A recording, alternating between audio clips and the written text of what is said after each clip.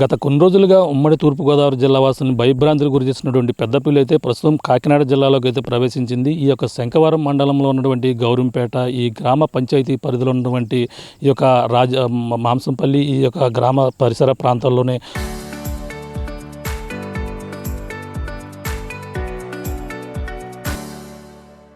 పులి ఉన్నట్టుగా కూడా అధికారులు అయితే అంచనాకు అయితే రావడం జరిగింది. ఈ నేపథ్యంలో పులిని పట్టుకునేందుకు అటవీశాఖ అధికారులు అలాగే రెస్క్యూ టీంతో పాటు అలాగే రెవెన్యూ అలాగే పోలీసులు మొత్తం అంతా కూడా ప్రయత్నాలు అయితే జరుగుతున్నాయి. కానీ పులి ఏదైతే ఇప్పుడు ఈ చుట్టుపక్కల గ్రామ ప్రజలందరూ కూడా భయభ్రాంతులు గురవుతున్నారు. అలాగే భయభ్రాంతులు గురవ్వకుండా ఎటువంటి అవగాహన కల్పిస్తున్నారో ప్రస్తుతం ఈ ప్రతిపాడు సీఏ అప్పారావు గారు ఉన్నారు. మరిన్ని విషయాలు తెలుసుకునే ప్రయత్నం చేద్దాం. సార్ చెప్పండి, ఈ పులి ఈ యొక్క ఏ ప్రాంతాల్లో తిరుగుతుందని చెప్పి సమాచారం అడిగింది, ఇప్పుడు ఎక్కడ ఉందంటున్నారు?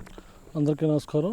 కాకినాడ జిల్లా శంఖవరం మండలం రాజంపేట అండ్ మాసంపల్లి ఈ రెండు గ్రామాలకి మధ్యలో పులి ఉన్నట్టుగా టెస్ట్ వేస్తున్నట్లుగా మనకు వచ్చినట్టు సమాచారం. దాని ప్రకారం ఈ రెండు గ్రామాల వైపు ప్రజలు ఎవరో కూడా ఈ అటవీ ప్రాంతంలోకి వెళ్లకుండా, అదేవిధంగా అటవీ ప్రాంతంలో ఎవరైతే పశువులు కట్టుకున్నారో వాళ్ళు ఎవరో కూడా అటువైపు వెళ్లకుండా మేము 3 చోట్ల పికెట్లు ఏర్పాటు చేసుకొని ప్రజలు ఎవరు అటువైపు వెళ్లకుండా మేము జాగ్రత్తలు తీసుకుంటా ఉన్నాం.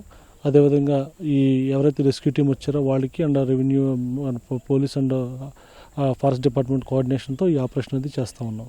అంటే ఎప్పుడు రావడం జరిగింది? దారపల్లిలో మొదటగా అక్కడ కనిపించింది అన్నారు, మరి ఇటు నుంచి ఇటువైపుకి ఎలా వచ్చిందన్నారు? ఈరోజు ఉదయం 10:30కి మనం అనుకున్న మాసంపల్లి లొకేషన్లోకి పులి రావడం జరిగింది. ఉదయం 10:30 నుంచి ఇక్కడే ఉంది. రెస్క్యూ టీం కూడా దగ్గరలో ఉండి మూమెంట్ అనేది చూసుకుంటూ ఉన్నారు.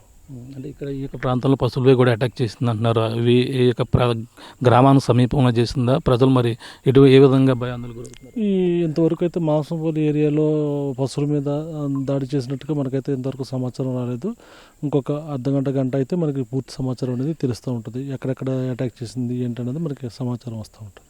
రైతులు ముఖ్యంగా ఈ యొక్క ఇప్పుడు అంత జీడి మామిడి కావచ్చు ఇటువంటి ఎక్కువగా ఉంటుంటాయి ఇటు సైడ్ ప్రాంతాల్లో, వాళ్ళకి ఎటువంటి అవగాహన కల్పిస్తున్నారు? ఒకవేళ సింగిల్గా వెళ్తే మాత్రం ఎటువంటి జాగ్రత్తలు తీసుకోవాలి? ఈరోజు ఉదయం నుంచే మేము ఈ రైతులందరినీ కూడా ఎవరైతే ఈ అటవీ ప్రాంతంలో తిరిగే రైతులు ఎవరైతే ఉంటారో అటవీ ప్రాంతంలో మకాంలో అటవీ ప్రాంతంలో ఈ జీడి మామిడి తోటలో రైతులు ఎవరైతే వాళ్ళు ఎవరిని కూడా వెళ్లకుండా మేము కట్టుదిట్టంగా అందరికీ కూడా మైకుల ద్వారా రెవెన్యూ పోలీస్ అండ్ ఫారెస్ట్ డిపార్ట్మెంట్లో చెప్పడంతో వాళ్ళందరూ కూడా రైతులందరూ ఆగిపోయారు.